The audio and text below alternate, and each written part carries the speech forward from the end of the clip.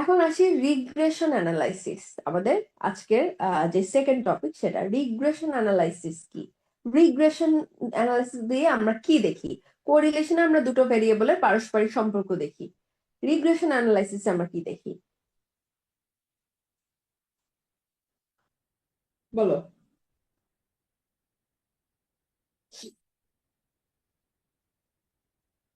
জানা আছে কারো? ম্যাম, এই রিগ্রেশনের মধ্যে মূলত একটা ভেরিয়েবল আরেকটা ভেরিয়েবলের সাথে কতটুকু নির্ভরশীল সেটা পরিমাপ করা হয়, এরকম কোনো কিছু। কোন ধরনের ভেরিয়েবল? নির্ভরশীলতা যখনই আসে তখন একটা ভেরিয়েবল অবশ্যই নির্ভর হবে, আরেকটা নির্ভর হবে না। এই ভেরিয়েবল জি জি। গুলোকে কি বলে? ম্যাম, ডিপেন্ডেন্ট আর একটা ইন্ডিপেন্ডেন্ট। এক্স্যাক্টলি। ভেরিয়েবল দুই প্রকার নির্ভরশীলতার উপর ভিত্তি করে, একটা ডিপেন্ডেন্ট ভেরিয়েবল আর একটা ইন্ডিপেন্ডেন্ট ভেরিয়েবল। ইন্ডিপেন্ডেন্ট ভেরিয়েবল আমার কোনো ভেরিয়েবলের উপর ডিপেন্ড করে না, আর ডিপেন্ডেন্ট ভেরিয়েবল গুলো আমার ইন্ডিপেন্ডেন্ট ভেরিয়েবল বা অন্য কোনো ভেরিয়েবলের উপর ডিপেন্ড করে। নাম থেকেই এটা সেলফ এক্সপ্লানেটরি। ডিপেন্ডেন্ট মানে একজনের উপর নির্ভরশীল, তার সে চেঞ্জটা অন্য ভেরিয়েবলের উপর নির্ভরশীল। কিন্তু ইন্ডিপেন্ডেন্টের ক্ষেত্রে যে চেঞ্জ আসবে সেটা অন্য কোনো ভেরিয়েবলের উপর ডিপেন্ডেন্ট নয়। ওকে, রিগ্রেশন অ্যানালাইসিসে মেইনলি আমরা দেখি যে ইন্ডিপেন্ডেন্ট ভেরিয়েবলের জন্য ডিপেন্ডেন্ট ভেরিয়েবলে কি চেঞ্জ হয়, বা ডিপেন্ডেন্ট ভেরিয়েবলে যে চেঞ্জ গুলো হয় সেটার উপর কোন কোন ভেরিয়েবলের প্রভাব আছে, কতটুকু প্রভাব আছে, কোন কোন ইন্ডিপেন্ডেন্ট ভেরিয়েবলের জন্য এই চেঞ্জটা আসছে, সেই জিনিসটাই আমরা রিগ্রেশন অ্যানালাইসিসের মাধ্যমে দেখি। রিগ্রেশন ইকুয়েশন আমার জানা আছে? কারো জানা আছে রিগ্রেশন ইকুয়েশন কি?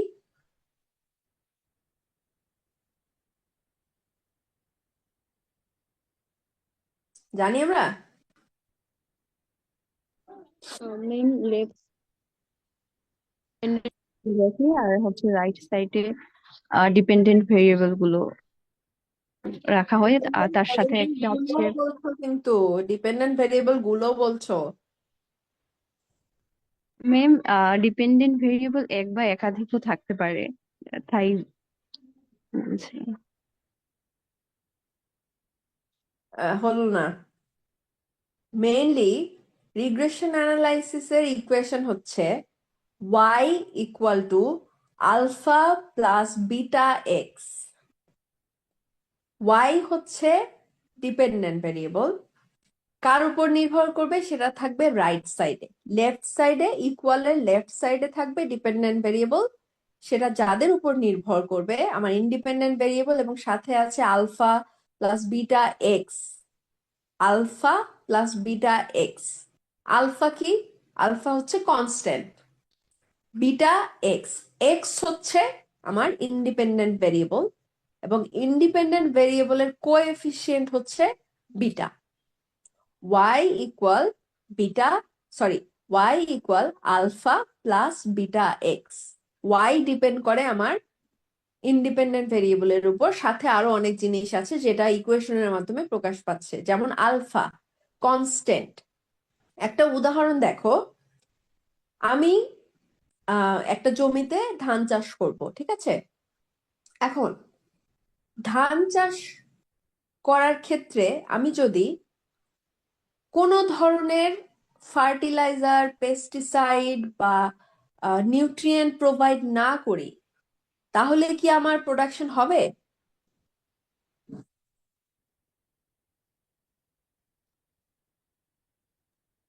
কি মনে হয়?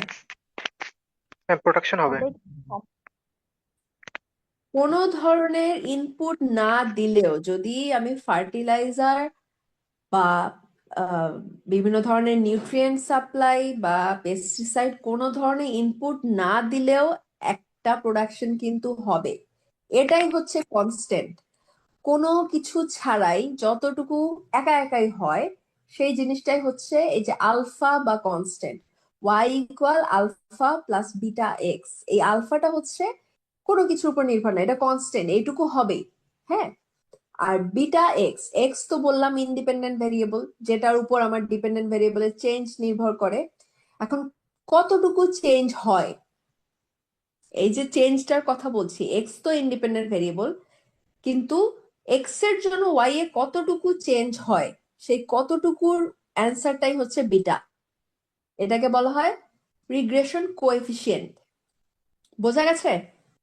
তাহলে রিগ্রেশন ইকুয়েশনটা কি? Y equal alpha plus beta X, যেখানে আলফা হচ্ছে কনস্ট্যান্ট, কোনো ধরনের ইনপুট না হলেও, কোনো ধরনের ইন্ডিপেন্ডেন্ট ভ্যারিয়েবলের সাপ্লাই না হলেও আমার সেখানে কিছু একটা চেঞ্জ হবে, ওই কনস্ট্যান্ট অতটুকুই হচ্ছে আলফা। এক্স হচ্ছে ইন্ডিপেন্ডেন্ট ভ্যারিয়েবল, এবং আমরা বলছি যে ইন্ডিপেন্ডেন্ট ভ্যারিয়েবলের জন্য ডিপেন্ডেন্ট ভ্যারিয়েবলে যে চেঞ্জ হয় সেটা আমরা দেখি রিগ্রেশনের মাধ্যমে, যতটুকু চেঞ্জ হয় সেটা হচ্ছে ওই যে বিটা। এই বিটা হচ্ছে চেঞ্জের আমার অ্যামাউন্ট। বোঝা গেছে সবাই রিগ্রেশন অ্যানালাইসিস কি? বোঝা জি গেছে? এই বাকিদেরও কথা বলতে হবে, বাকিরা শুধু দর্শক হলে তো হবে না। দুই একজনই শুধু কথা বলছি, বাকিরাও কথা বলো।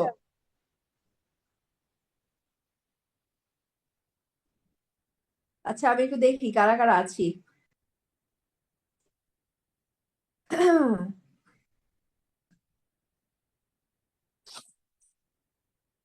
রেহনুমা, আছো? জি ম্যাম। বুঝতে পারছো? জি ম্যাম। রেসপন্স করতে হবে। জি ম্যাম।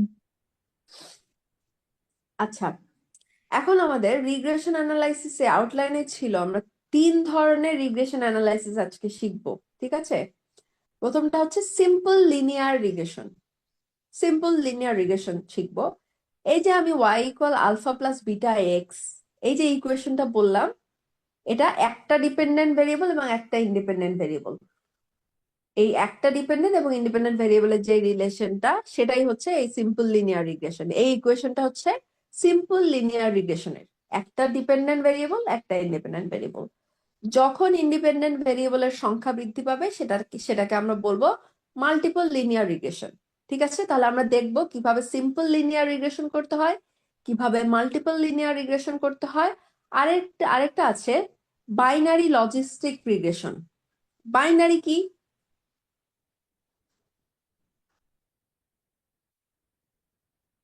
বলো, বাইনারি কি?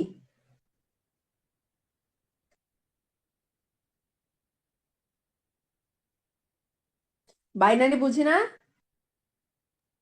ম্যাম 0 আর 1। 0 1 কে বলা হয় বাইনারি। এটা হচ্ছে এই দুটো ভেরিয়েবল, আমরা যখন বাইনারি লজিস্টিক রিগ্রেশন করা শিখবো তখন এটা নিয়ে ডিটেলসে আলোচনা করব। আমার ডিপেন্ডেন্ট ভেরিয়েবলটা যখন আমরা শুধুমাত্র দুটো অপশন দিয়ে মেজার করি, দুটো রেসপন্স দিয়ে মেজার করি, যেমন 0 1, এই যে জেন্ডার ভেরিয়েবলটা আছে, জেন্ডার ভেরিয়েবলটা আমরা 0 1 দিয়ে মেজার করেছি। আমার রেসপন্সটা যখন এরকম 0 1 হবে, তখন আহ সেটা যখন এটা ডিপেন্ডেন্ট ভেরিয়েবল হিসেবে আমি কনসিডার করব, তখন যেই অ্যানালাইসিসটা আমরা রিগ্রেশনে করব সেটা হচ্ছে বাইনারি লজিস্টিক রিগ্রেশন। যখন আমার ডিপেন্ডেন্ট ভেরিয়েবলটা বাইনারি ভেরিয়েবল হবে, তখন আমরা বাইনারি লজিস্টিক রিগ্রেশন ইউজ করব। আর অন্যান্য ক্ষেত্রে, বাইনারি ছাড়া অন্যান্য ক্ষেত্রে নর্মালি কন্টিনিউয়াস ভেরিয়েবল যেগুলো আছে, যেগুলো নিউমেরিক্যাল ভ্যালু আছে, বা এই যে আমরা এতক্ষণ যেগুলো নিয়ে কোরিলেশন করলাম, normally distributed data, normal response, যেমন এজ হতে পারে, এডুকেশন হতে পারে, এই ধরনের ভেরিয়েবল গুলো যখন থাকবে, তখন আমরা সিম্পল লিনিয়ার রিগ্রেশন, যখন আমাদের দুইটা ভেরিয়েবল থাকবে, একটা ডিপেন্ডেন্ট এবং একটা ইন্ডিপেন্ডেন্ট, আর যখন ডিপেন্ডেন্ট একটা এবং ইন্ডিপেন্ডেন্ট অনেকগুলো, তখন যেই রিগ্রেশনটা সেটা হচ্ছে মাল্টিপল লিনিয়ার রিগ্রেশন। ওকে, এখন আমরা প্রথমে দেখব সিম্পল লিনিয়ার রিগ্রেশন কিভাবে আমরা করব। কোথায় যাব বলো? যে কোনো ধরনের অ্যানালাইসিসের জন্য আমরা কোথায় যাব? অ্যানালাইসে গেলাম অ্যানালাইজে। এখানে কোথায় যাব, তারপর কোথায় যাব? রিগ্রেশন। এই যে দেখো কোরিলেশনের নিচেই আছে রিগ্রেশন, এখানে যাব।